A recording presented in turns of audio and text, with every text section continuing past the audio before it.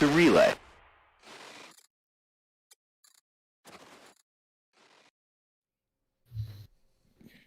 Hello, everybody, Cyberpunk and today. welcome to Relay Station. With us this week is, the person who's always with us, Shiver. Why am I in the fucking top? What the fuck? Because I'm the one making the decisions, and that's where I decided to put you. It's because that's where the name tag is, and you couldn't be bothered to move the name tag. Nope, I moved the name tag to put you up there because I felt like it. It's because I'm afraid of heights. Don't worry, your little frame in on Twitch won't fall down. And we have a special guest this week. Thank you for joining us, Dargenator. Hello. It's been a while. How are you doing? Yeah.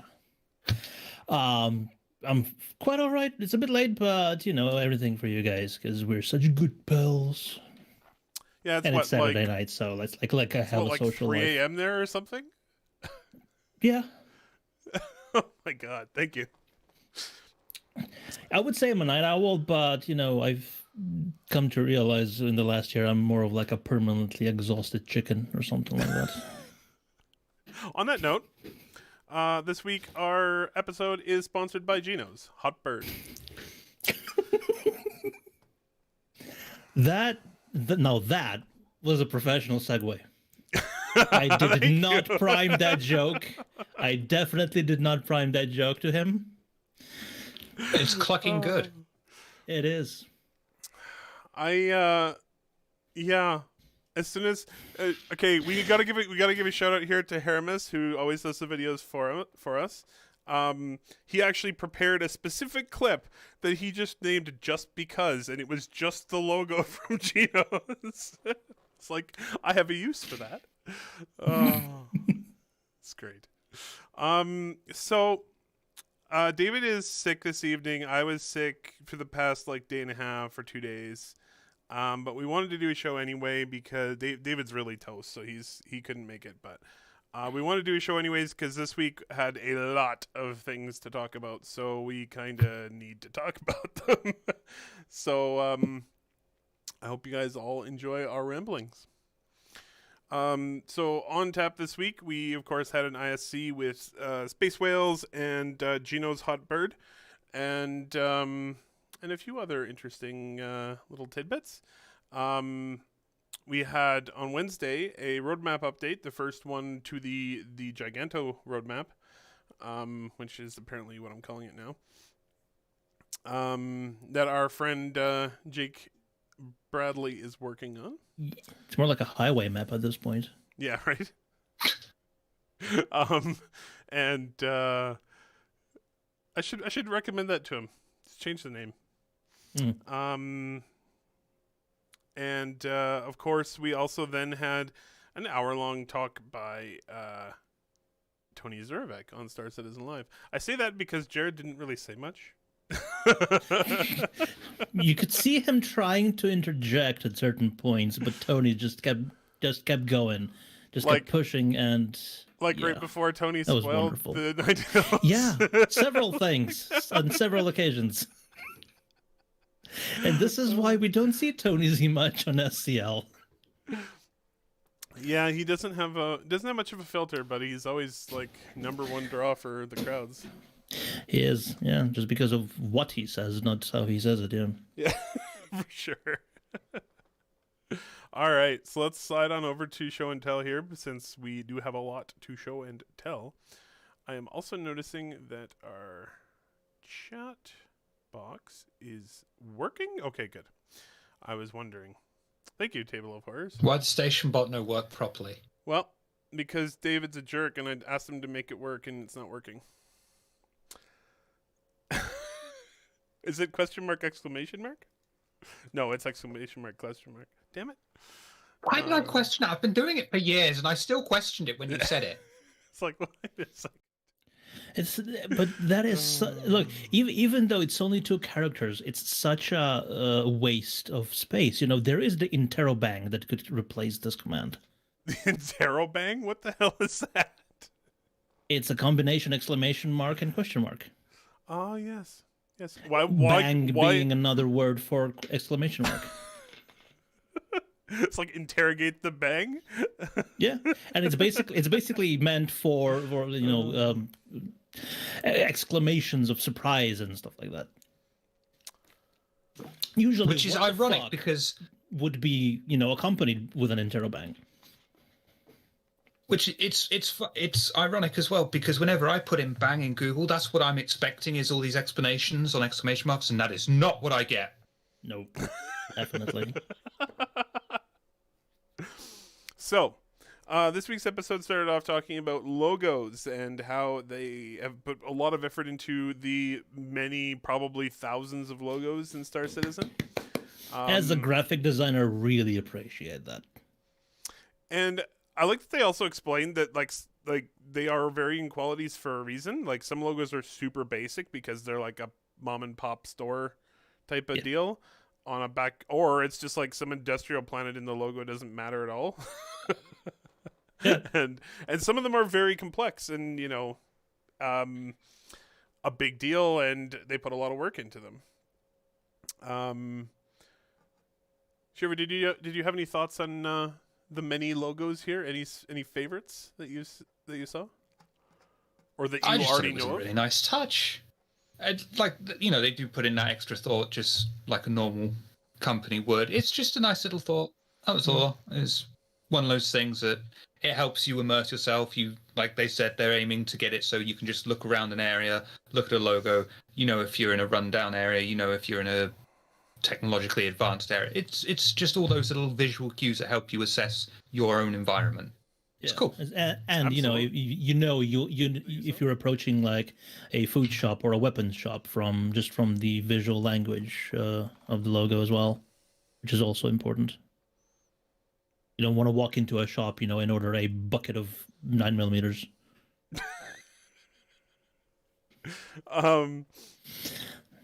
I do think it's funny that the one designer is like, I spent a ton of time on this one Geno's logo, and then my daughter came and said, I like that one. It looks it looks like Chick-fil-A. Yeah. And he's like, son of a bitch, it does look like Chick-fil-A. Now I can't use it.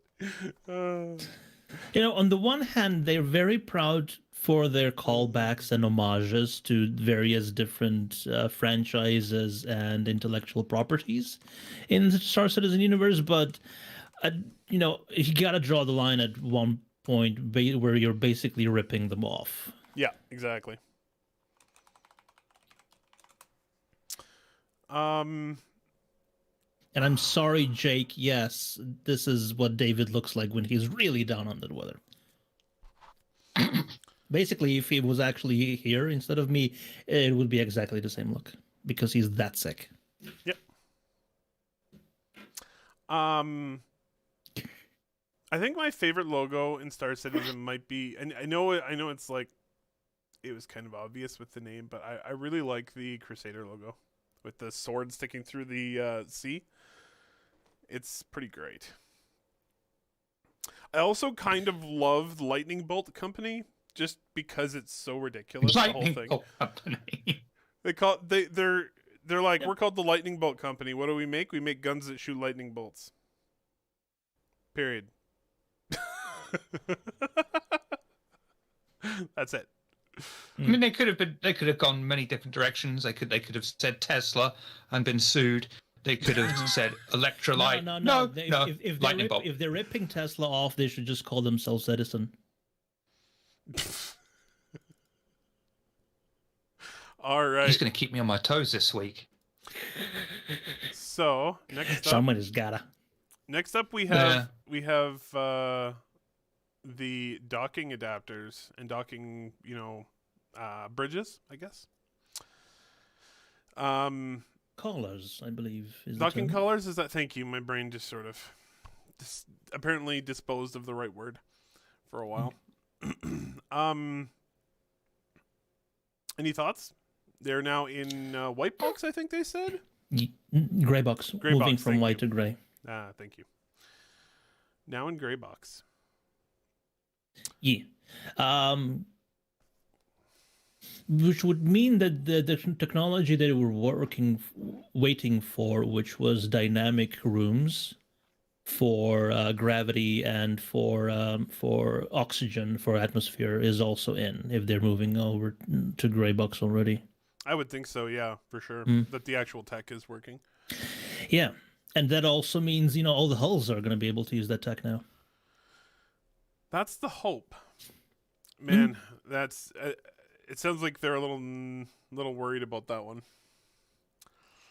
I think Does it? It's got to rely on tech that they haven't put in yet. I mean, you can't have all this without server meshing and Okay. layer upon layer upon layer. Yeah.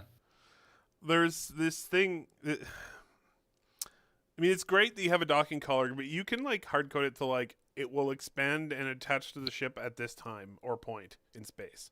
Great. If you give the player control over a ship that expands and contracts, and they just hammer the button to expand and contract it a bunch of times, and then it turns itself inside out and like sprays cargo boxes halfway across the system, that's I think that's their stress about the whole expanding and contracting. You won't be able to do that if you've got cargo on them anyway, just because of how they origami themselves into nothingness. That's a good point. Mm. But I'm still. I Yeah, can I understand know. why they might be a little hesitant. Yeah. And yet, But those ships are going to be amazing. oh yeah. The big ones, especially, I'm always in awe whenever, especially when I EVA to one of those big ships, because there's something about Star Citizen and the large ships that as soon as you go a certain distance away from them, the scale is just lost. Mm-hmm. Then you I get don't know close to what- them and you're like, holy crap. Yeah. It's probably because they're all by them lonesome in space and there's no point of reference to compare them to. Well, yeah, at some distance they look the same size as an Aurora. It's hard to tell at a certain point. You're like, Yeah. I don't know what that is. I mean, to an extent, you've got that in the hangar. First time I think Oh, it was. God. I think, yeah, it must have been a Carrack. Because you've got to stand a fair old way away to spawn in a Carrack in your hangar. And you look at it and you think, I was expecting bigger. And as you're getting closer and closer to it, yeah, that's what I expected, actually, yeah. Yeah, and then you go into third person, and then you realize that for you to reach the button to open the ramp, you're gonna have some pretty big hops. You need like a broom to like jab the button. No, I think it's something like 8 meters off the ground, which is 4 Star Citizen characters. That's hilarious. It's fine for 0G or for moons where you could not even on moons you could do that. It's a hell of a jump on a moon. Yeah. Even on a moon, yeah. All right. Yeah, my vertical's 24 meters. Like, what? It's a bit much. All right. So, space whales are being developed right now for a specific purpose. There's going to be a space whale statue in Orison. So they have to go through the full character design right now to build out this statue. Any thoughts on the space whale design? Darge. Oh, I do like it. Again, we don't get any sense of scale from just these images right now. I mean, this is going to be a statue, so it's going to be a certain size, statue size. But like for the actual animal, is it like? Will you be in danger of being rammed even in an 890, or is this something will you be able to pilot that? That it would want to mate with, maybe just stuff like that. Just like, size wise, I know what I've heard, but I do understand that there aren't a lot of callouts on the actual model to give you an idea of how big it is. I think there was a couple of months ago they showed off the 3 original concepts. I think they had a ship next to one of them just for size reference. From what I've heard, they're going to be almost capital class size. Yeah, about 250, something like that. Yeah. really Mm. fucking big. Yeah, but design-wise,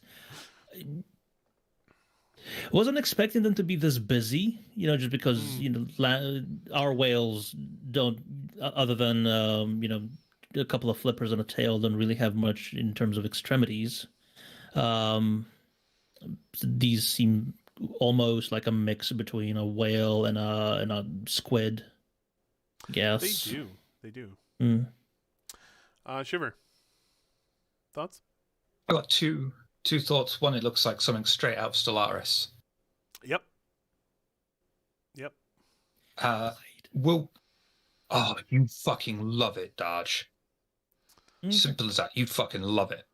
What genre? Second of all, it's a 4X real-time Oh, thing. no. Really? Yeah. I no. thought that would be your jam. Mm, Okay. tried it. No. Oh, I'm surprised. Second of all, will we need a large cylindrical probe that just randomly sweeps into the solar system, knocking everything out to try and talk back to this thing? With a little ball hanging from the front of it. Yeah. Yeah. If you don't get that reference, Eric, you can just go die. I apologize, but I was actually looking at chat at that particular moment. So should I go die? You at least get the reference? Which reference is that? A huge cylinder that comes over to talk to them has a little ball hanging from the front of it. You need to get. Nope. You need to get away, and you need to go home. He needs to. you need to do a voyage home. Yeah. The problem is, TOS references. Go forth. Okay. Anyway, we're gonna move on now, quickly before Shiver kills me. Oh man. I'm gonna slingshot you around the sun. Do you guys remember what this is about? Because I think it's kind of cool.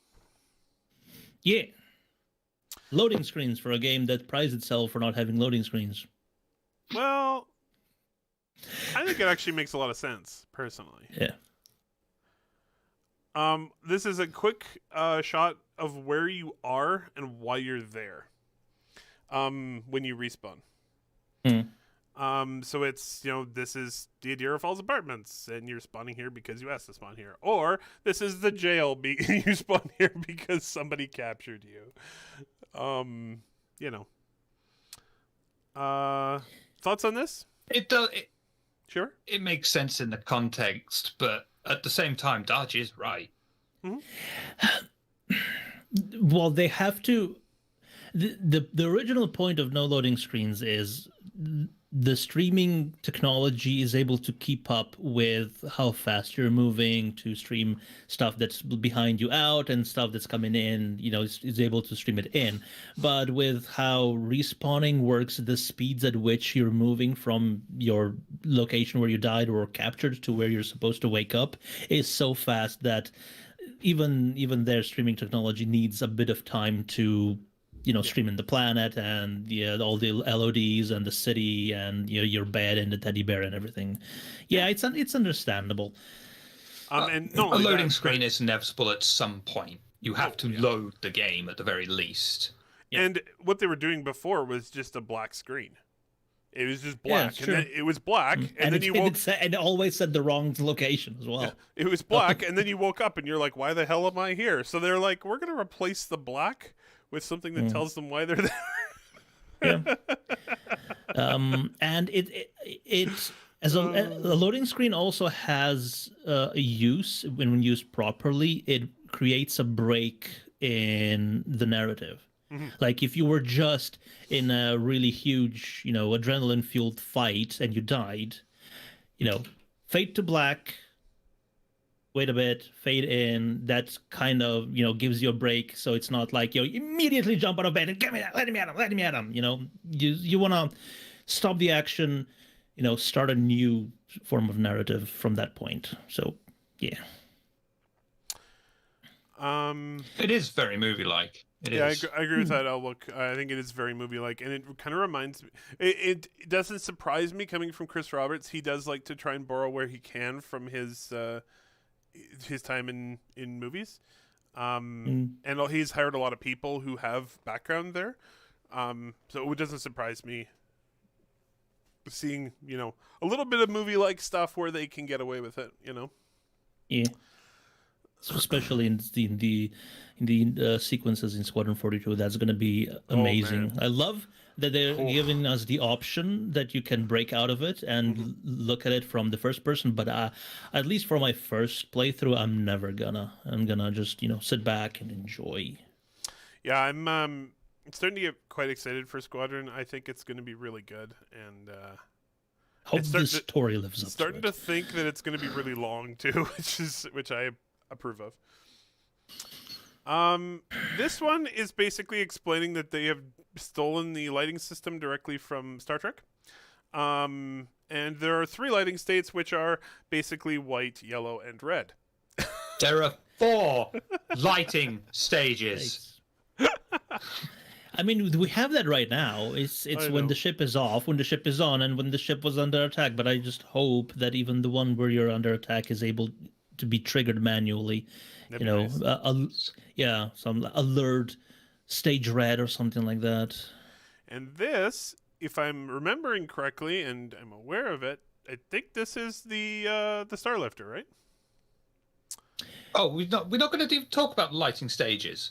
No, I wanted to just confirm that my brain was telling me the right information. That's all. Yes, it is. It is the Okay. A2C2 M2 Starlifter. Yes. Shiver, what do you want to talk about with the lighting stages? I apologize for So, going off topic. expanding upon what Daj said, hopefully you can manually change the lighting states yourself, because it affects you as a player. If you've got this ship that's permanently in a red lighting state, it makes you feel a little bit more on edge. It makes you feel a bit more tense. It's just something that happens. It's shops use this to their advantage to try and make you eat more or something in the restaurant. I don't know. But you can make the game that little bit more tense feeling to yourself, because I'm always going to run in red because I also want my crew to move slightly faster. And feel sexier. Damn right.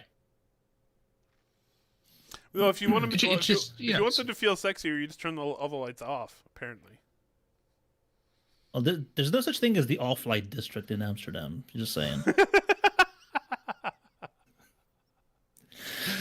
Oh man. And I want to point out here that you obviously can see in a lot of these shots the logo that I mentioned before. That is quite nice. The Crusader logo with the sword through the sea. We're gonna be seeing It that kind of logo. looks like a scent symbol. Yeah, for sure. We're gonna be seeing this logo a lot soon because Orison is coming up later this year. Ares is also on the new roadmap, but we'll talk about later. Oh, love that ship. Anyway. Also, Shiver. Can you imagine being on a Drake ship, and you tell your second officer to initiate red alert, and the guy says, "You do realize, sir, We that have to you change the bulb." What do you mean go to red alert? I'm already at brown alert. Oh no, the Tonk. Yes. How much use do you think this thing will actually have? Can you imagine a Daymar Rally category just for the Nova? I actually think it's going to be used a lot just because people will like to use a tank. Like, do you know what I mean? Like, they'll just be like, hey, I could drive a insert other ground vehicle here, or I could roll around in a tank. I'm sorry, but that's going to be the motivation. And as soon as it's out, I've already decided that I'm gonna beat Hasgaha to the whole tank Perfect jumping screenshot? and firing mid-air screenshot. Nice.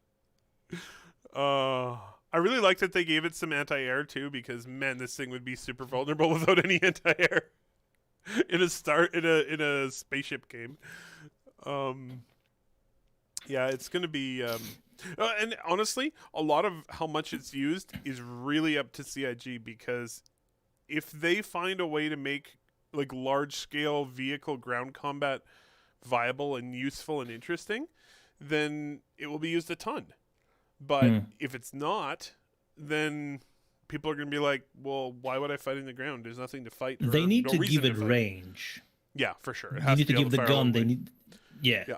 like a lot more than the Cyclone or the Ursa can Yeah. do.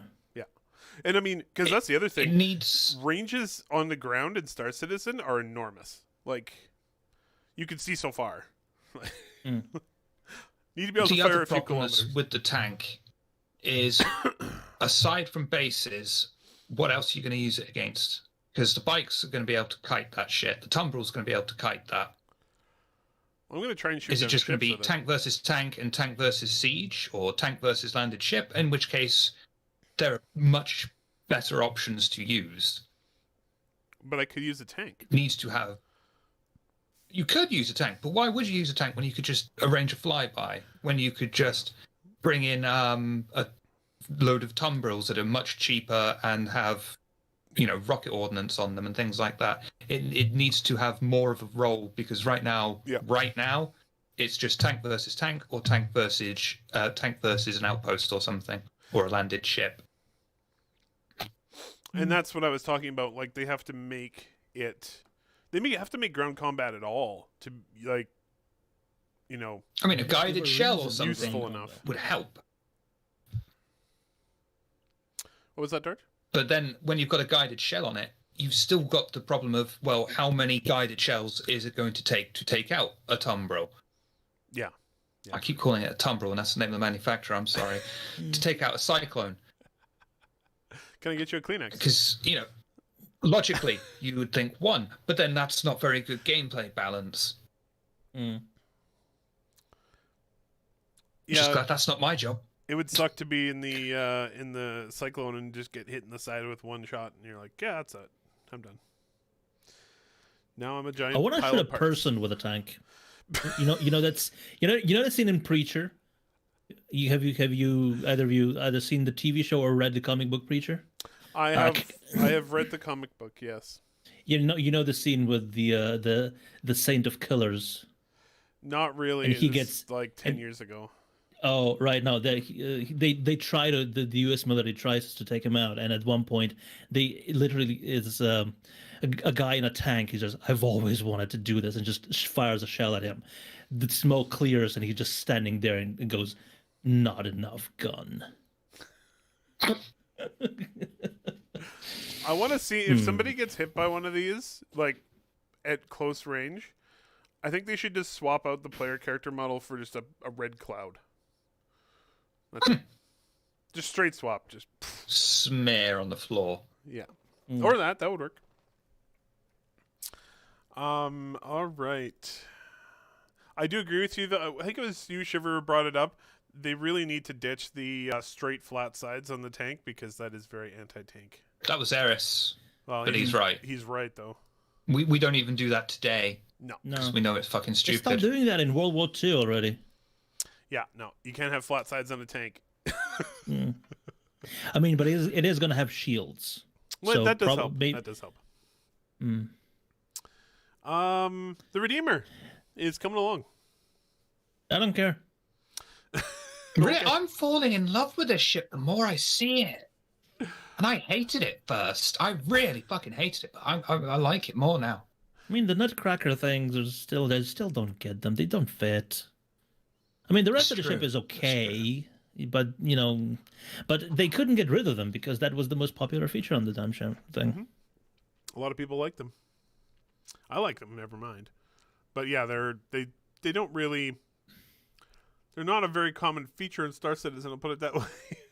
No, They should just have it. They should just write it into lore that some like ship designer really loved them and he insisted they be kept on this ship. it is a new ship though. It is meant to be revealed at IAE 2946 or something like that, lore wise. Okay. So it could be like this new brand new technology or thruster technology that Aegis is makes trying sense. out.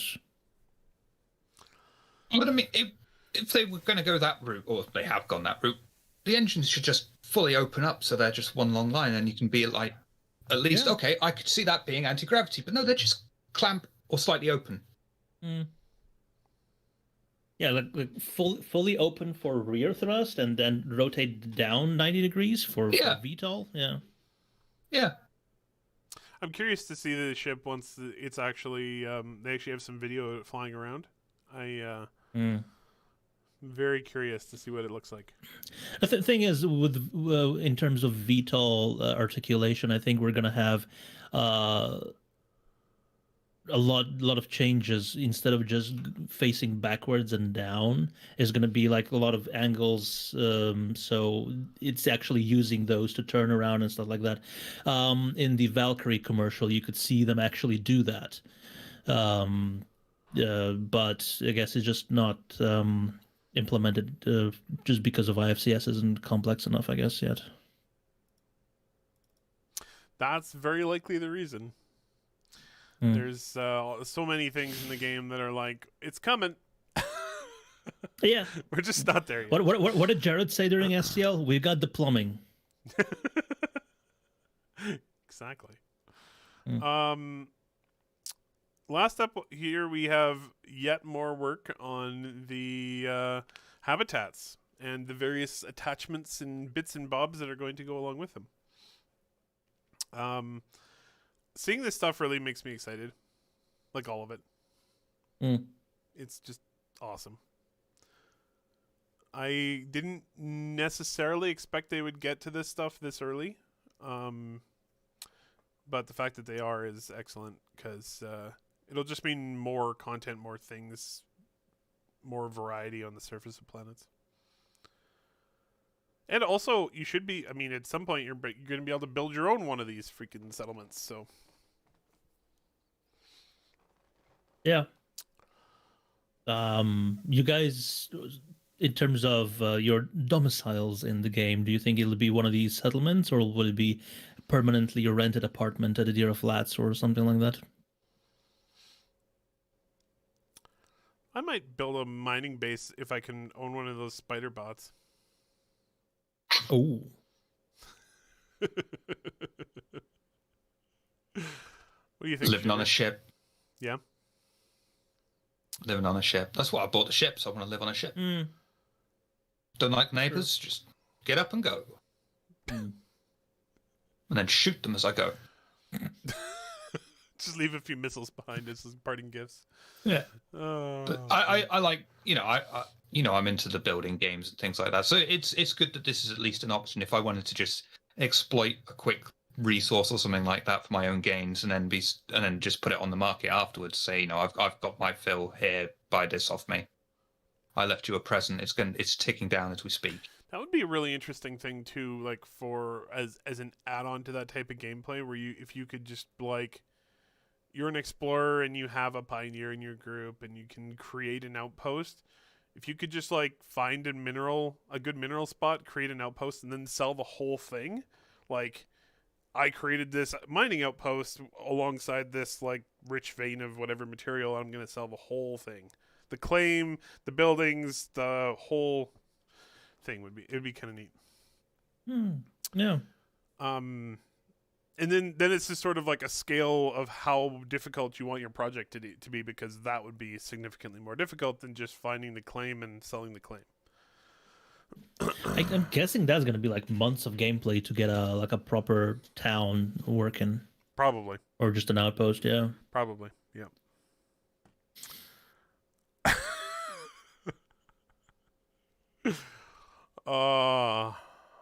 Jake's going to be a belter, apparently. Oh, and I'm totally missed this earlier. Thank you very much, Hedicus, for 40 months of subscription. That is amazing. Thank you so much.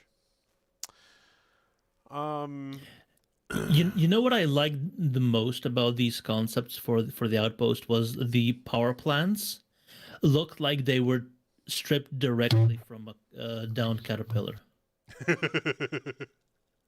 But that would actually make some sort of sense to see those power plants in a shack town somewhere. Yeah, absolutely, yeah. And I do like that a lot of these, like, you see things here that look like the cargo shipping containers. It's like, man, they just like tore down some crashed Holly or something. Oh man. Anyway. No one wants to see me eat, so I'm going to cover my camera. Right. Okay. There we are. So I want to talk a little bit. I don't have any video for this, but I want to talk a little bit about. So I'm just going to leave this looping. I want to talk about Tony on Star Citizen Live. So, first of all, I want to know, Darge, did you watch it, and do you have any thoughts on it? I watched it. Yeah. I had a couple of thoughts. Yeah. Sad to hear that it's still not very much implemented, like the whole back end economy with the quantum, but it is getting there. Like this, the Xenothreat event is like the first one that is actually pulling all the data from all the servers to figure out the outcome of the event, like how it's progressing to the next stage, which is going to be amazing. Another thought I had was also that it's like how this quantum is going to be influencing the economies and shops. Specifically, he mentioned shop multipliers, something like that. And it's like, but that's going to come before server meshing, right? But so you could have a bunch of people on a bunch of servers. Let's say test squadrons running this exercise, and they're constantly coming into the station to refuel and rearm and get the ships, but you're not on one of those servers. However, their actions are still influencing the station you're on, and all the prices for medipens and the missiles and ammo and fuel are just skyrocketing. And the shopkeeper's like, yeah, there's huge battles going on. We gotta, our supplies are dwindling. We have to, drag the prices up. And then you look outside, and it's like,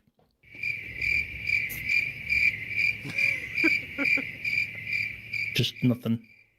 It's going to be hilarious, but it's good. 10 out of 10 for the SFX use there.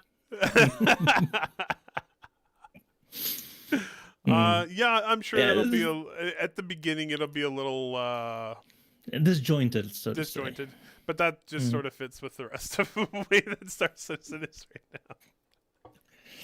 right now. It's lots of pieces that are partially done. Yeah. Any other How was I thoughts? going to go with this?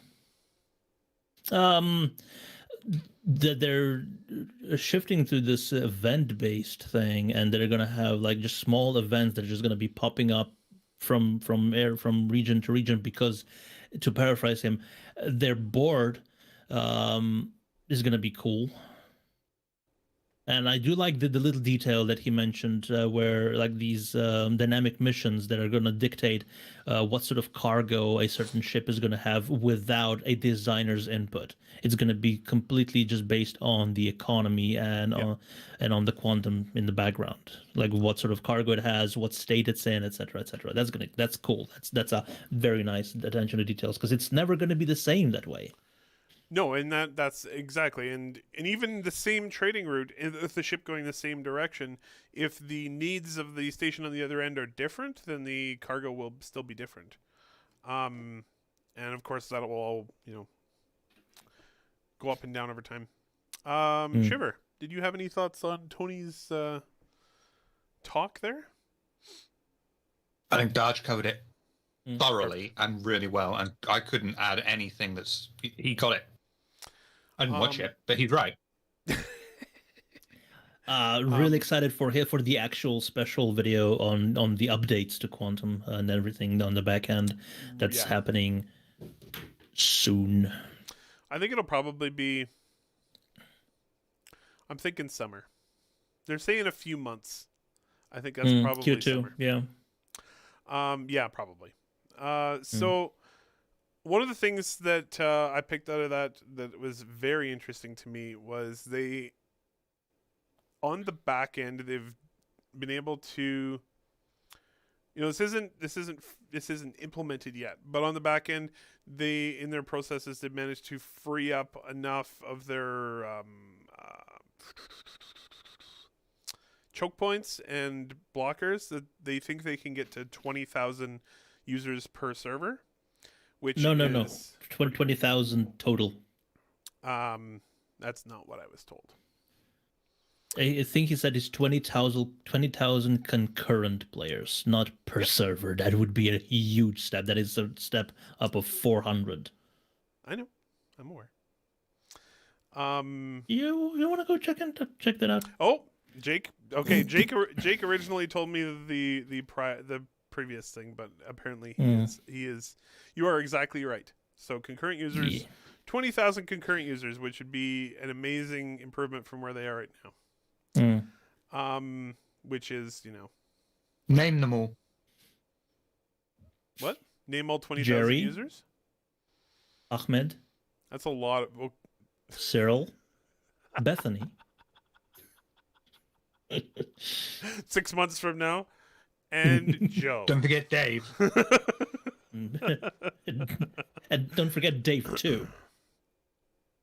And yeah, they were No, talking fuck about. Dave too. He's an asshole. They also talked quite a bit about how they, Fleet Week, they really just smoked their servers, and how they need to be sort of better prepared for that. Yeah, because already during Invictus they had backend going on, and if it was just, let's say there were 10,000 people connecting, that means 200 servers individually. If it was just 200 individual game servers, that'd be fine. But the services still have to control that, and that's where the bottlenecks were. Miles, I could smell the server fire from my house. Yeah, it was it's a little aggressive there.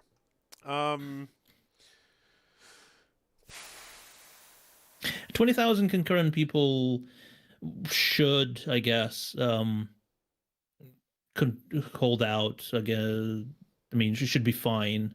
Like they did release in the yearly report like how many people they had at the maximum at one time, and does anybody remember what that number was? Was it around 10, 15,000, something like that? I don't remember. Yes, they definitely did mention it. I don't remember what the number was. I could go check though. But I think that look, I think they're talking about 20,000 in the current setup. It's not implemented yet, but I think that that's what they were talking about, is that with the way they have things set up right now, they could get to 20,000 concurrent. Because of course 20,000 concurrent with server meshing would be nowhere near enough for the released game. All right. I think it was in the letter from the chairman, the last one. Right. Yes, of course. This should be pretty easy to find. Chairman. Oh, Kahirman, apparently. Search. Letter from the chairman.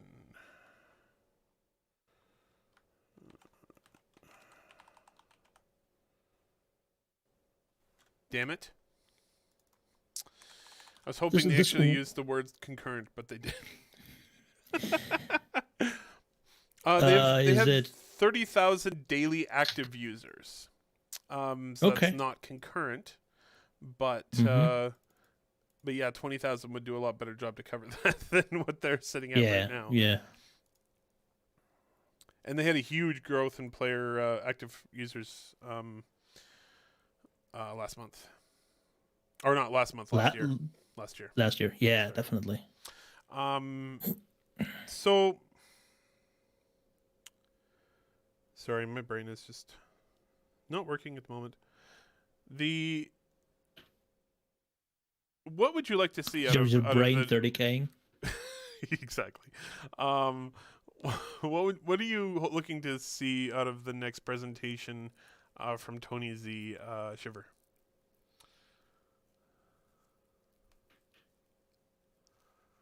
One thing? Yeah, anything. Jesus. Not necessarily one thing. You give me 30 things if you want. But I suppose, and this is probably weird, but the fail states. So Quanta's going to respond to the way that the universe currently is, right? Mhm. So with Darge's example, Test really caning the shit out of fuel in a particular system. So Quanta says, I need to send traders with fuel over there. Cool, brilliant. But players are going to take advantage of that. And we all know that players are going to be much faster, much more efficient. So when that quota is filled by players, what's going to happen to these ships? They're just going to, what's the fail state here for non-player characters? What happens to them? Interesting. I know it's a weird one to pull up, but what's the intriguing. fail state? What happens to them? Yeah, are they just going to despawn and be like, oh well, that didn't fucking work. Oh well. Or they're going to sit there and they're going to change their course? What? And then potentially, if they're going to change their course, how many of these traders are just going to be out there going, I got all this fuel, I got nowhere to go. Right. Bollocks. That's an interesting thought. And this is why it's important for this whole trading mechanic to stop being individual based, but it has to go through a broker. Someone has to create the mission to deliver fuel. Mm-hmm. And if somebody rolls up and just goes, yeah, I've got this tanker full of fuel, yeah, we didn't ask it from you, we asked it from that guy, and we're paying him because we have a contract with him. No. Oh, okay, so I can see that. Yeah, that makes sense. Nobody just rolls up to a port and says, yeah, I'm gonna buy 70 tons of wheat over there. Yeah. Well, we don't have it here, so and you're not allowed to buy it anyway. So what are you talking about? Yeah, it's always struck me strange, this like freelance trading that we have right now. Oh man. Yeah, it does kind of make it kind of makes sense too when you think about it in the real world. It's like gold is worth a lot, but if you go to your local convenience store and try and give them gold for, I mean, assuming the person behind the register is ethical, they'll be like, "We don't accept that. Yeah. You can't really give it to me. No, you can't give me a bar of gold for a bag of chips. We don't do that. Change, please." Oh, all right. So, I'm pretty excited for the whole new Tony Zervak presentation thing. I always love listening to him talk about the game world, and it's kind of it's a little bit nerve-wracking too when I hear about this, because I know it's not. A lot of the stuff is going to be some of the last stuff that they perfect before the game goes, is done. But really, the whole success of Star Citizen rides pretty heavily on whether or not this whole thing works out. And whether it works properly. Yeah, it's why it's taken so long. Yep. And the other bit of that, of course, one of the things it also heavily relies on is server meshing, which is the other bit that is really important to make Star Citizen as a whole actually functional. On the plus side, that, Xenothreat, which is, coming very soon, is that first. It's in a very, very, very limited way, but it's the first time they're having all the servers talk to each other. So, also, don't be surprised if it's a little buggy. And it was nice to hear them confirm that this Xenothreat isn't just fluff for lore. It is a device for them to test all their underlying technologies that they're building on. And the same will be true about all these other dynamic events that they have planned. It's we want to push our systems in a specific way and try out these new things, and we'll all help them make them work properly. Including the spoiled one. Yeah. The look on Jared's face when Tony said that was just it was just great. Jared was like, "Are you kidding me?" Yeah. And it's not like you can say, tell him to shut up. Nope. Tony's like number 3 or number 4 in the entire company. Uh-huh. So, but did you guys see the fan Ninetales response Yeah, I video to did. Tony Z? Yes, So hilarious. that's perfect. Is the perfect response? I like that the Star Citizen account tweeted it. That's pretty good. Did they? Yep. I only saw that Tyler on Reddit said, "Yeah, you sir win the internet for this week." All right. So we are going to, and that didn't work. Great. Before we move on, Oh, then there we go.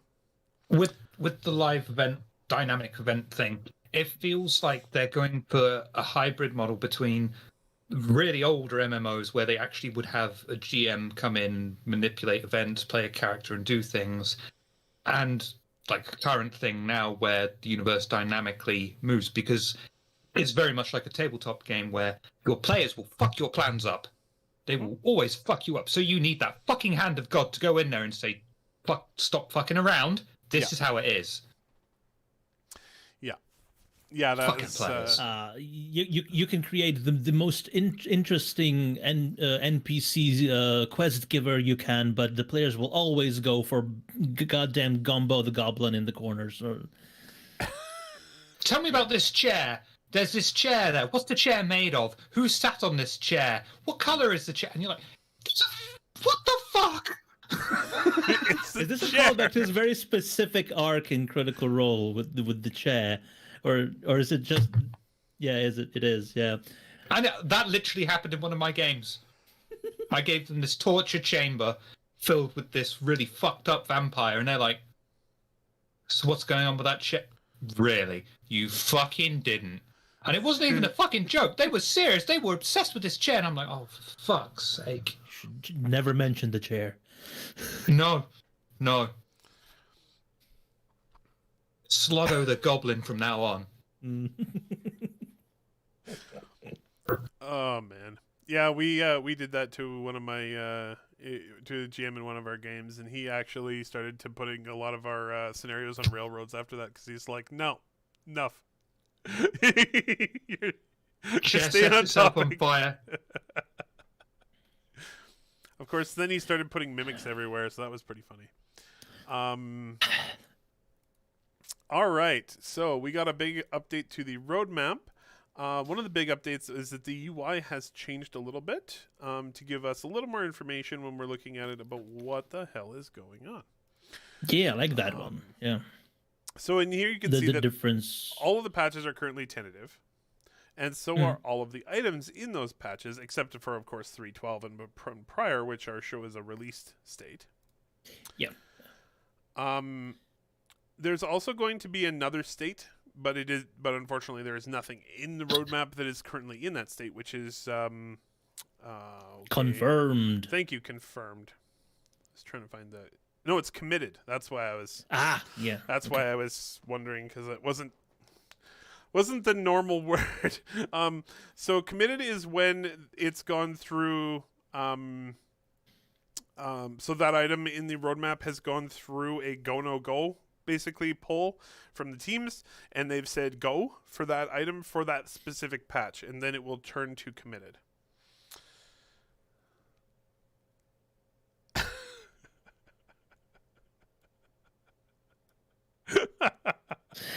Elwook So just if called anything out is now Jake. That was pulled great. Oh, Anything my is now God. pulled out, we can blame Elwook for trolling Jake. That's right. Oh shit. Yeah. Do it.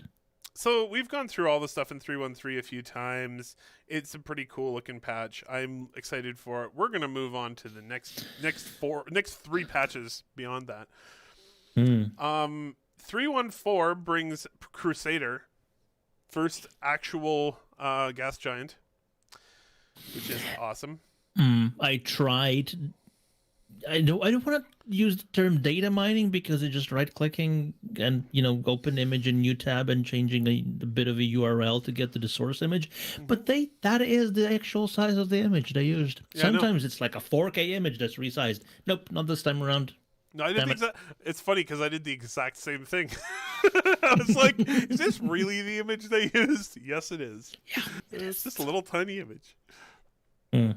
Um, It's gonna be amazing to see it in real life, though. it really will. Oh, in real life. Also, you may have noticed that the. Also, you may have noticed that all the pictures with that are tentative are grayscale. They do remove that when they go to committed. So obviously, Crusader's a big deal for a lot of reasons, but number one is that gas giants are incredibly common in the universe. So they really kind of got to get it down now how to make them, because they could have made it easy for themselves and made them totally not interactable at all. But in Star Citizen, gas giants are interactable. You can dive down into the atmospheres and use fuel scoops to scoop fuel and all the other lovely things. Oh man. Yeah, Starfire is going to have a field day. It's like they're supposed to go into nebulas to siphon them, but I'm guessing the going inside the atmosphere of Crusader is going to be a lot more efficient. And also a lot scarier. Yeah, like I said, you might get helped by a whale. Or the gravitational, like, insanity of a gas giant might be a little bit Or much. the pressure, yeah. It's like you could even imagine that like the lower you go, the higher the pressure is, the more valuable the gases are. Mm-hmm. You know, but these are spaceships. They are designed for pressures between 0 and 1. You hear your whole ship just like squealing around you as it like tries not to collapse. Orison. Shiver. Excited? Hello. Annoyed? What do you think about Orison? I think it's going to come at some point. Whether it's going to be in 3.14 or not, we don't know. So I'm not going to sit here and get really excited about it until it changes to committed. That's fair. Until we see more of it, like we've only seen concept art and a bit of white box of inside of Orison, and I want to see more of it. Yeah, but until then, it's yeah, not getting too for things that are still quite a lot still on the concept stage. That's fair. Or Miles, or that episode of Star Trek Voyager with the depressed B'Elanna. They had to rescue a probe from the gas giant, and they were fighting. Oh God! Yeah, that one. The ways to I depress don't Shiver. like talking about Voyager in general. Voyager had some good things. Yep. Yeah, but they also killed the Borg, and it's like, oh, I don't have time for you anymore. I think Orison is probably gonna in the long run probably gonna be the most interesting landing zone in Stanton. Oh, I'm sorry. Were we annoying you when we were talking about Star Trek? I was trying to talk about the subject of this show, Shiver Bathory. Well, what the fuck is that about? Why would you do that now after 7 years? At least we know what the fuck happened in Star Trek 4.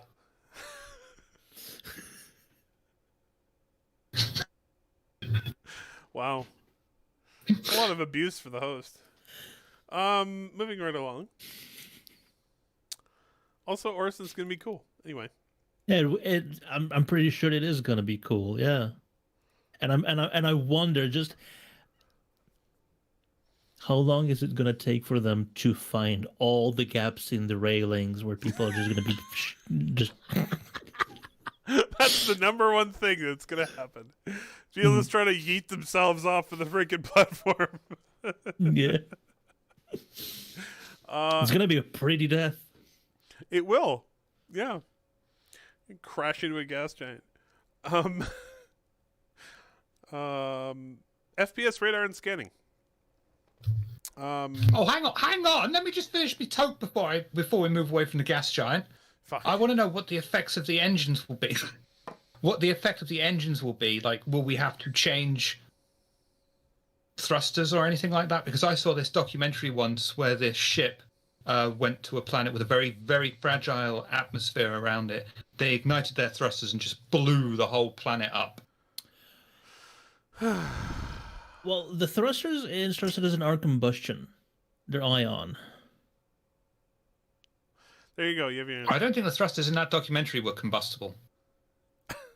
Which is strange, because when they're called thrusters, I know, but... Well, and thrusters are still called thrusters. Okay, now, Shiver, do we have your permission to move on to FPS radar and scanning? No, I want to talk about Star Trek more. Fuck you! Okay. Okay, then we're only talking about Star Trek Voyager. Oh, move on then. FPS radar and scanning. So implementing radar and scanning for players on foot. Pretty basic stuff, but also very, very important. The thing that we don't currently have. Being able to see other players on your radar and probably NPC enemies and stuff.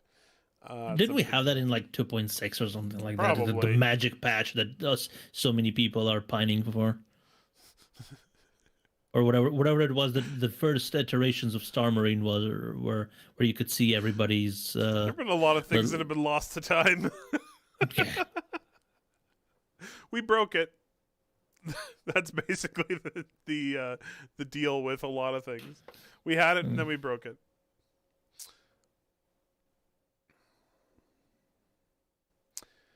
Weapon charge I and drain hope. T0. Well, going back to FPS scanning, there's also advanced ship scanning based on infrared and EM and cross section and stuff like that. I wonder if that's going to be the same system that we're using on foot as well. If they want to make a true FPS one, there should also be Sound. some way. Yeah, I was gonna say some way for your suit to pick up sound as well and display it on your radar, because in atmosphere it's gonna make a lot of sense. For spaceships, it never really makes sense. But in atmosphere for sure. Although if you're in a sandstorm where there's wind all around, it's going to be just like a block of everything around you. It's going to be completely over saturated. So you may want to. It'd be nice if we were able to just as they showed in the demo, just switch them off. Just to filter out signatures that may be showing up as false positives, stuff like that. Weapon charge and drain. So this is going to be back-end tasks related to creating charging and draining features for future use. Basically, it's all back-end stuff for that. Wonder what. Why back-end though? No idea. You'd think that'd be client side, or at least game server side. I think by backend they more mean that they're creating the underlying bits in the code to, allow a weapon to charge and discharge. Oh, okay. So like you have like a suit that charges up your energy rifle clips and magazines. I think that's the deal. Yeah. Which is an interesting proposition, because if you're going on a long-term mission, where you're going to be limited by ammo, you want to go with this sort of stuff, yeah. But you're gonna have a backpack that's just you have this backpack that's just batteries, just like a whole bunch of battery packs just strapped to your back, weigh probably 500 pounds. What do you need that for? I'm gonna shoot a lot. No, but what they need is basically just a weapon from Futurama. You just have a crank handle on the side. It probably would work about as well as those flashlights. The little crick on the side. Actor feature team, physical inventory. So this is more work on the actual physical inventory on the player's body. Not on the player's body, on the character's body. Not like on your body in real life. That's a new level of immersion. Right? To stick a grenade to yourself. Wait, I think it's getting a little too real.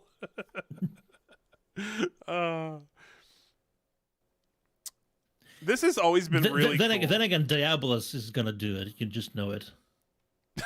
Of course.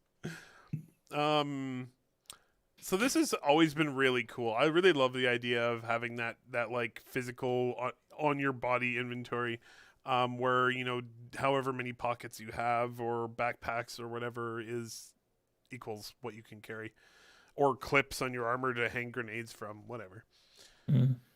And also visually, it'll be a huge thing to differentiate players. Like players will basically are guaranteed at that point to mostly look fairly unique from each other because they'll have all this random crap hanging off of their armor. Yep. There's a concept called the daily carry. Is basically all the items that you take with you wherever you go. Like for me, I have my set of keys which has a USB drive on it, and I have a little pocket knife, etc., etc., etc. So it's gonna be like this is gonna emerge in Star Citizen. Every person is gonna have like a virtual daily carry because they're not gonna have their bag of holding on at all times. We're gonna have the play like an animation in the game where you just like pat all the places you normally carry stuff, make sure you got it with you. Spectacles, testicles, wallet, and watch. Yeah, exactly.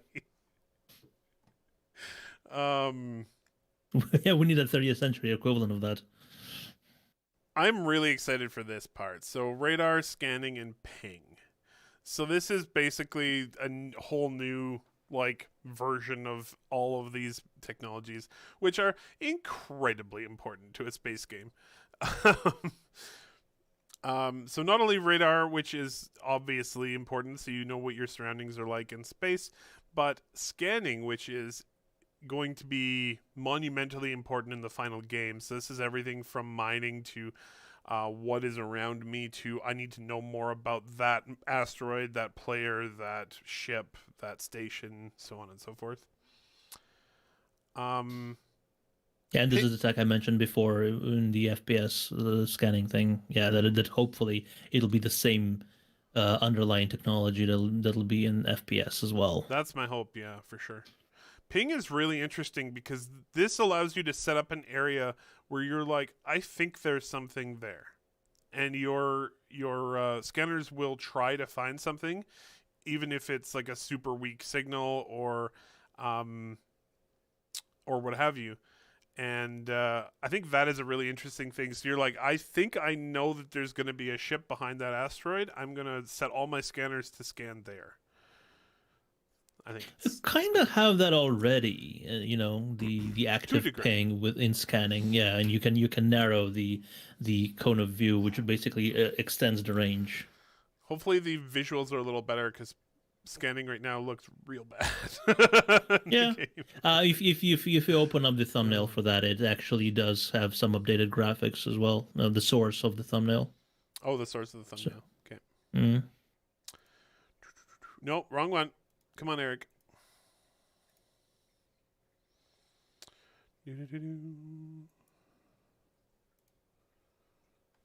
So this?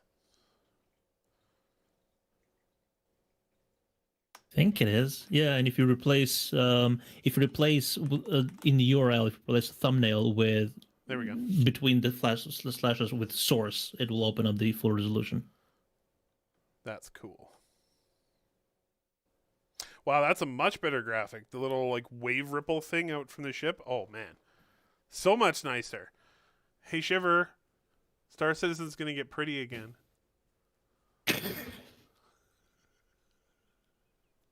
What about Star Trek? That's what was lacking in Star Citizen. That's basic. Star Trek has been getting pretty recently. That's sort of what the new iteration is about. Hey, it's pretty now. To be honest, it is. Discovery is very pretty. It is very pretty, yes. And the warp drive in Discovery looks a lot like Quantum. Doesn't it though? Yeah. I wonder if somebody over there is playing some Star Citizen. That's, Or used that's to work. true. But Michael Burnham still should not have known what the fucking Gorn were at that point.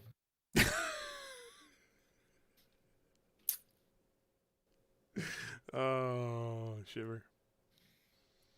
You gotta suspend your Oh, disbelief I'm there. sorry that the writers just looked at 30, 40 years, fuck more, it's more than that now, worth of Star Trek lore and went, you know what? Fuck it.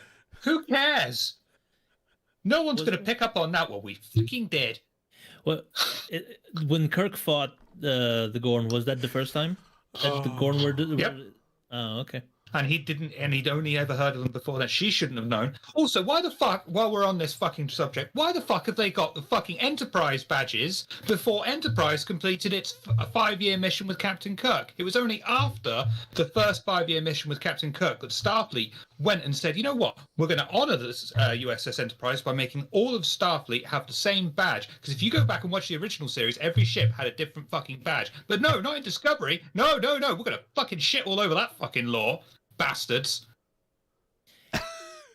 You know, you have a point, but a lot of the lore in the original series was shit. Shiver's although- like, all right. No, although I do agree that each ship having their own insignia for the badges, that is a cool touch. It is a cool touch. Yeah. But but just making so many different props for everything, you just kind of like make 1,000 of these, just for everything. Trying to steer us back to Star Citizen. Yeah. So, What's that? in 314, I recognize one of those words. tech for healing T0. So this is once again back in tasks. So they're basically making it. I guess they're working on the back end to make the initial implementation of the healing feature work. So this has got to plug into the actor status system, right? Yeah, with the healing gun that we have. They do not I'm have. gonna blast you with health. Yeah. It's basically I want to be the medic from Team Fortress 2. Fair. Hacking tech. All backend tasks related to creating the first pass of the hacking feature that will be used in future location and mission updates. So be able This to was announced access a while ago. systems and areas that have been previously closed to the player. Hacking process will be represented via minigame. I'm curious what this minigame is going to be like. They tend to go deep with gameplay systems, so I hope it's just slightly more complex than the one in Cyberpunk, because that is just. You guys played it, right? Yeah, of course. I think it's okay. It at least is hard sometimes, to a degree. If you want to go for everything, yeah. Yeah, I always want to go for everything. Deus Ex, the original reboot, Human Revolution, I think you want to call that one, had a very interesting hacking game mechanic. I never played it. What was it like?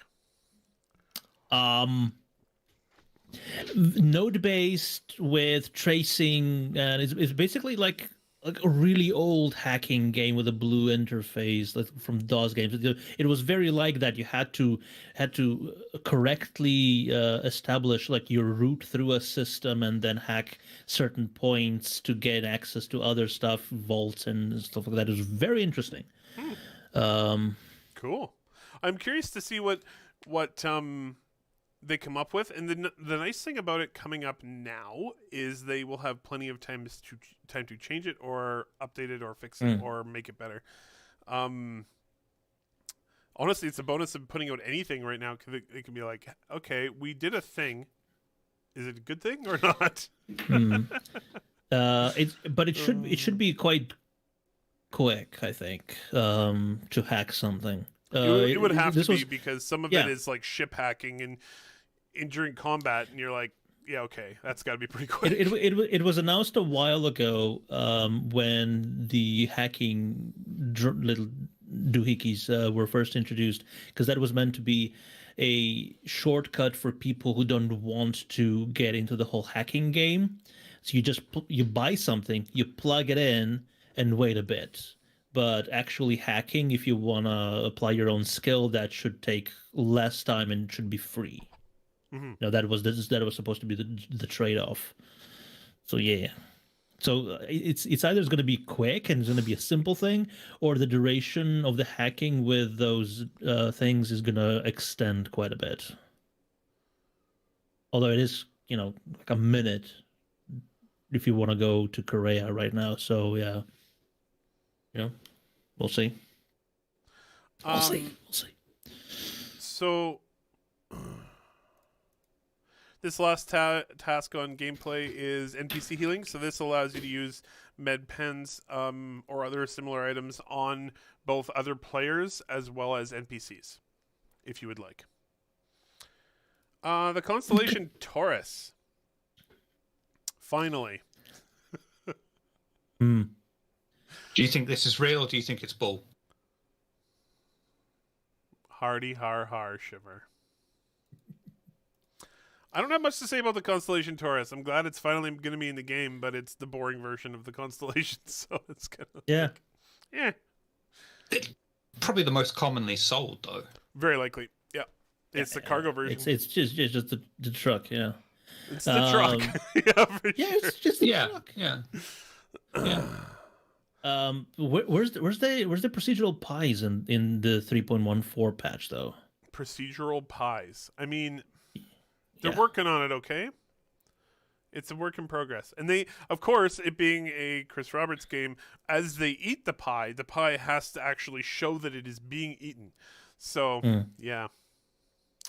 No problem. Going back to the Connie Taurus, I'm just glad they're grabbing it by the horns and getting it done and over with. That's enough, Shiver. Yeah. Is that a red flag? Yeah. God damn it! I was gonna... It's a yellow card. Oh, man. Move over. Let's move on. Come on. So a couple quick things here with Cortex. So we have migrating legacy vehicle XMLs to data core. So this is just more of the fixing old stuff to bring it up to the new standard. Mm-hmm. The really huge, important, massive, incredible thing that is finally going to be in the game. They are going to have module swapping in 3.14 for the Retaliator first, in all likelihood. But finally, we will have Cortex Vanguard Force, probably as well. very possibly, but the Cortex for swapping modules in ships will be in the game in 3.14 tentatively. Mm-hmm. And also an amazing one, since we've seen the beautiful visuals of this, replacing the old shields with the new shield system. Very nice. Yes. Very, very nice. No more shield holes. Shiver. I'm glad they're getting over those barriers. Thanks, man. Appreciate that. They're really holding them back. Oh. Are we deflecting the conversation? Small homes will be in... You're just going to absorb that, are you? Yeah, exactly. All right. Don't bounce it back to me, then. I'm going to take that shot off the port bow. So this will be a small outpost in 3.15. This is going to be a place that AI can live and shelter. And we'll have a central hub with a few external or internal modules. Basically, this would be a self-sustaining outpost, which would allow people to live for an indefinite amount of time. Again, adding more variety to people's domiciles on the surface of planets. Good stuff. I'm glad to see it on the roadmap, even though it is tentative. Any thoughts? Well, is this going to be just NPC shelters, or is it going to be For now. for players for now? Yeah. Yeah, But just it would AI. be nice to see NPCs elsewhere than just on at landing zones. Absolutely. Yeah, for sure. And that's something I actually think the NPC tech isn't bad right now, but I think it's being really held back by the way the servers are right now. The server there was a server performance degrades, and then immediately the NPCs start acting up really badly. I think a lot of their current behavior is tied to the servers degrading. I can't wait to approach one of those buildings and see an NPC standing on the roof and just go, "Don't jump!" Your name's not Roach. Come on. Next one up. You get that, Shiver?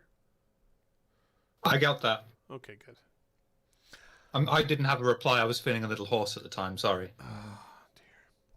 Under gameplay, we have Nay. kind of basic stuff, but I love that they're That's the final physicalizing. straw. I love that they're physicalizing all this. So first we have magazine stripping and refilling, which allows players to remove ammo from dropped weapons, so scavenge for ammo, and of course refill clips. That's gonna be just, I'm guessing, the inventory management thing first before we actually get physicalized clips and magazines possibly. and bullets. Very possibly. So it's like the way Scum has it, and Tarkov, I believe, as well. That's actually funny So, too. I've noticed that. Have you ever noticed in Star Citizen sometimes, and they're like, "This is T0," and you're like, "This is how other games do it," like in the released version. Anyway, sorry, Shiver. Go ahead. Do you think they're just going to summarize the system with bullet points? Of course. What else would you use?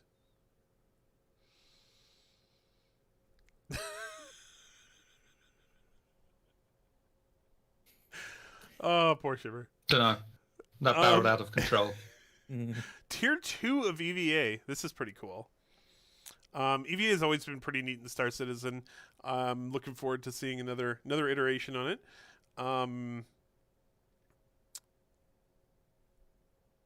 So this Is this the this is it the segment, IFCS powered one? no, this is after the transition to IFCS. Oh, this is after IFCS. Ooh, yeah, because so this introduces even IFCS one is going to be noise. Yep. This introduces limited EVA fuel, encourages the use of zero-G push and pull, and also your multi-tool tractor beam. Yes, but Jake says he hopes priority for this feature floats to the top. But don't worry, there's no pressure. God. It's the wrong image. Yeah, Jake, fix your freaking roadmap. Cutting T0. So this is doing all the backend tasks to update the cutting feature for the multi-tool. Continue development of the multi-tool, allow you to cut through specific object. Oh my god. And also include the ability to free-form cut on some surfaces. That's crazy. Wolfenstein have that. Oh, I know, but they're not an MMO. No, they're not. So what you're saying is this is cut content. Yeah. Yeah, exactly. Shiver, since we're Sorry. running up against... Sorry, I can't help myself. They just come up and it's just help like, yourself. this is You too could easy. help yourself. You could. And no, but every feature like this, just keeps reducing the time to penis in Star Citizen. I'm just going to leave that. It's a hard one to follow, isn't it? As soon as people get the freeform cutting, it's going to be dicks everywhere. Yeah, I know. They've really shafted themselves with this. So I'm going to take a moment very quickly here to answer any questions that are actually in our doc, because we are up against the end of the show. Yeah, and we still have a couple of patches to go. Well, I'm actually just going to finish through 315, and Okay. we can talk about 316 next week. Test question please ignore asks, does this work? Yes. That was me. Sorry. Your math teacher asks, please solve 952 divided by 6 using long division. No. Elwook asks, why does Star Trek still scared? Okay. Has it even seen the Because rise badgers. Because it hasn't even seen the rise of Skywalker. Okay, I'm a little confused. Anybody have any thoughts on this one? Elwook, do you have any Is Star thoughts on Trek this one? scared? Live long and prosper. Where's our Mirror Universe series? All right. While we wait for Elwook to get back to us, I'm gonna go on to player interaction experience. So, the player interaction experience, the Pi, is a holistic array of complementary features and systems. Why is this in 315? It's supposed to be in 314, damn it. You should yell at Jake. Jake! Why is pi not in 314? Tell them to move it up. All related directly to the player status, item status, environment status, as well as interactions with both the game world and the objects within it are all covered under this system. Excellent, excellent, excellent, and I'm glad they're uniting that together, so it's all like one seamless thing. Really looking forward to seeing how this improves the sort of player experience in the game.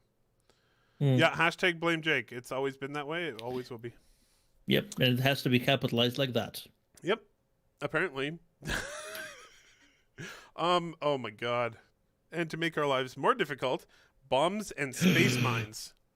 Oh my god, Jake said if you look on the progress tracker, there's a 3 tiers of it's a layered pie.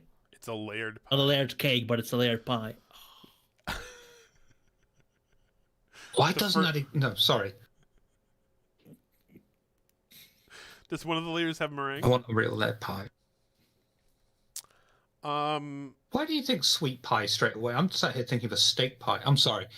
Carry on. the reason actually is because here in Canada and mostly North America, actually, most pies are sweet pies, but I actually love savory pies, and they do actually have around Calgary. They do actually sell quite a few of them, and they're amazing.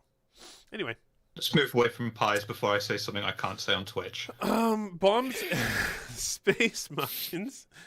Players will have the ability to drop powerful bombs over targets in atmosphere from ships. In space, they will have the ability to release mines in a coordinated fashion in an attempt to trap and capture.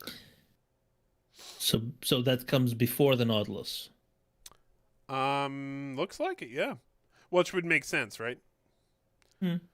The Nautilus is not in that patch, and it is not in the patch afterwards either. So interesting. So they're getting the tech in place first, unlike a certain Reclaimer, which has been around forever and still can't sell. And the Starfarer. And Starfarer, yeah. So how do we see mines? Yeah. How do we see mines being actually viable? Go close. Because space is really big. And we can just go over them. Shiver, the key are cloakable self-replicating mines. And just make it so, O'Brien. It'll just encircle the whole planet. How are you going to get away from those? That's deep. Anyway, so I don't know is the answer to this. I think what you're talking about here is going to be you're going to have to look for areas where you do actually have a choke point even in space, right? They're probably going to be very hard to see with your scanners because they're very small in comparison to a ship. And in addition, they don't necessarily. The other thing is you got to remember in the mines in Star Citizen aren't necessarily exploding mines. You can just strap a bunch of weapons to them, and have them shoot people. Yeah, droid platforms. So that's another bit. And of course, if you're being chased. And if you're being chased, you can make people have to slow down or maneuver or run away. And honestly, thinking of being chased and being able to release a mine that actually shoots at the other ship is kind of amazing. What does not having sex have to do with this? Oh, chased. Not... Everything. Mm. With Star Citizen backers. Shut up. Sex? What's that? Oh, next up, Salvage T0. Fucking finally. The first implementation of Salvage. Here it is. Yeah, fucking finally is That's right. gonna slip. That's so gonna slip. It's not. It can't slip.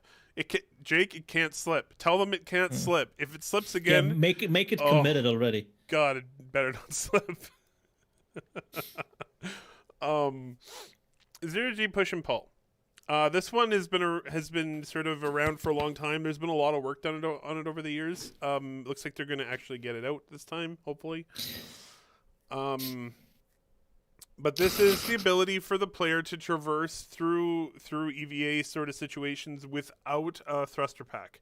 So you can grab onto surfaces and push off of them and grab onto other surfaces.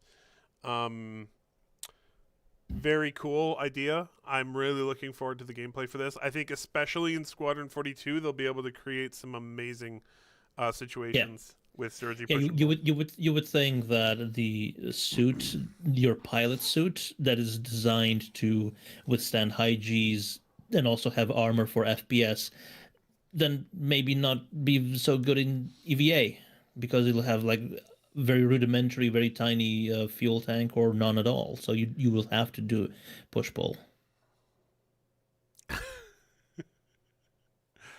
Exactly. Ships and vehicles for 315. The Redeemer. There she is. 315.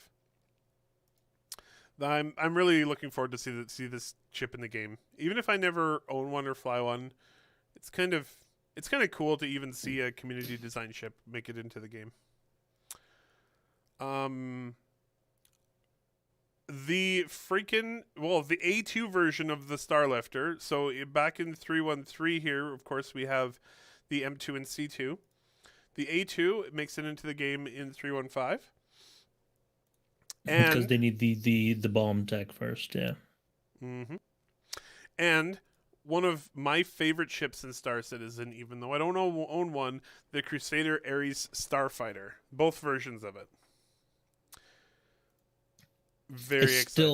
I still think that as soon as you fire this, you're gonna have the ship has to move backwards slightly because that gun is so big. I'm not sure if you know it as such, but that is an Expanse reference. There's a part in the I don't think they spend much time on it in the show, but in the books, at one point they have to use the railgun on the ship to act as a thruster. Oh, nice. So they use the railgun to move the ship. Yeah, it makes sense. It Newton's makes a lot of second sense. law, I believe. First law is about objects at rest and in motion Damn it! tending to stay. You're gonna make me Google. It's terrible. Terrible behavior for a guest. No, I'm not gonna do it. I'm not gonna do it. We're over time already. Yeah, you can afford it. One of the things I really like about these Crusader ships coming in, both before and after Orison, is that, of course, Orison and Crusader the Planet are a host to a whole bunch of Crusader shipyards where they build these ships. And one of the things I'm really looking forward to in Star Citizen, whether it happens right away or whether it's eventually at Orison, is seeing how they're going to display the ship production side. Or is there just going to be a lot of like Starlifters flying around, or are they actually going to show like partially constructed ones? Or yeah, I hope it's more elaborate than the Dumpers Depot, just like zzz, zzz, zzz, zzz. In the Squadron 42 visual teaser, there was a bit showing either construction or repair of what was it? The SR? No, is SRV? No, MPUV. The Argo MPUV. Mhm. So they could just reuse the assets of that. I think it was in Zeitschuben, that thing. So they have at least the effects, visual effects going there for a bunch of welding.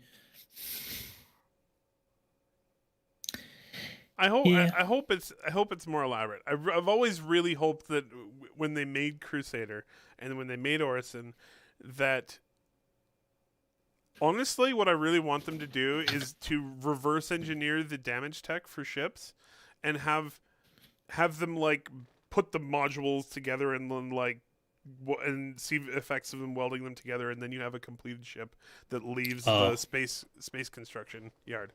That'd be the dream. Yeah. And have it plug into the universe simulation so that it's actually a ship that was just built. You know what I mean? It's an actual ship in the universe. I think that would be incredible.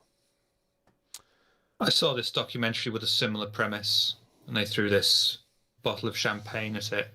They sent it out on its maiden voyage and stuff, but the problem was it ran into some sort of distress call, and they didn't have the equipment until next Thursday, and it just made things a lot worse. It did make things a lot worse. Oh, you get that fucking reference, but not Star Trek 4, really? Yeah, no, I got that one. I got Star Trek Generations. Absolutely.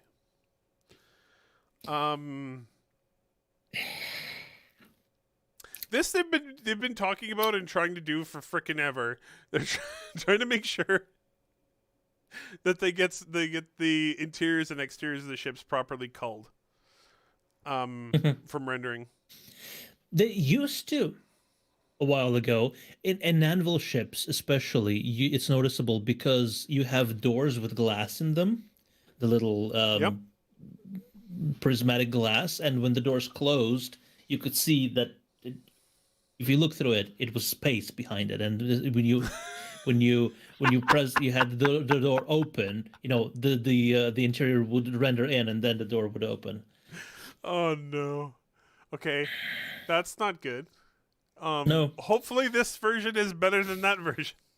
I mean, it was kind of worked in anvil ships because it wasn't a flat piece of glass. It distorted the image behind it immensely. So that's why they couldn't do it in MISC ships with those doors that have like this portal in them. But how are they going to do that if there's doors with glass and there's cockpits with glass? You use basically whatever if the player's looking at it, it renders. If they're not looking at it, it doesn't render. Okay. That's the idea. There are it's getting better, but Cyberpunk had a few moments where I would, because it does that too. It unloads everything you're not looking at, but it especially in the early patches when it was really buggy, I would like turn around and everything would just sort of slowly pop in. I'm like, huh. Even on an SSD, yeah. Even on an SSD, yeah. Anyway, that's our show for tonight. Thank you guys very much for coming and joining us. Thank you very much, Darge, for staying up to the middle of the freaking night in Europe. Yeah, it's almost 5 in the morning, but I'm wide awake. And Shiver, as always, thank you so much for being on the show. We actually, this show in particular, we're covering a lot of the globe here. We got Canada, and I know Okay, I'm sorry, Darge. I'm trying to remember. Where exactly are you located? Jake is gonna tell you in chat right now. Is Jake gonna tell me? Okay. Yeah. And Shiver moved the furthest so that we could distribute ourselves across the globe here. He went all the way to Japan, so we've got like Canada, Northern Europe, and Japan. There we go. Central Europe, but yeah, Central Europe. Scandinavia, Slovenia. Damn it, Slovenia. It's right next to Italy. My bad. Yeah. Stupid brain. Slovenia. In fact, yeah. There's not many of us. My nephew went to Europe when he was 18, and he said Slovenia was his favorite place. Did he? Yeah, he loved it there. It's beautiful. Yeah, and he went all across Europe, and he's like, no, Slovenia was the one. It was the best. Cool. Pretty cool. I like your nephew. He's got taste. He does. All right, guys. Thank you so much for being on. Thank you, everybody, for watching. And Jake, make Star Citizen happen faster now that you're in charge. Hmm. Bye, everybody. Have a good night.